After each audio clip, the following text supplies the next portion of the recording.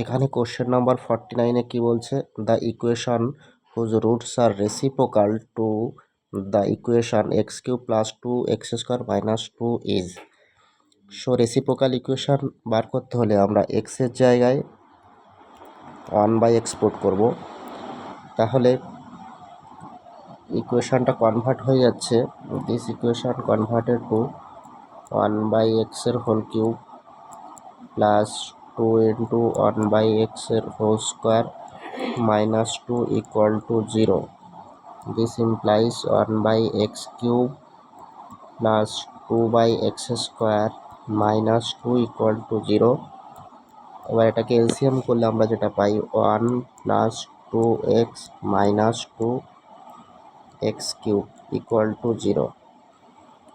এখান থেকে minus common নিলে 2x cube minus 2x minus 1 equal to 0. So আমাদের অপশান সি ইজ কারেক্ট।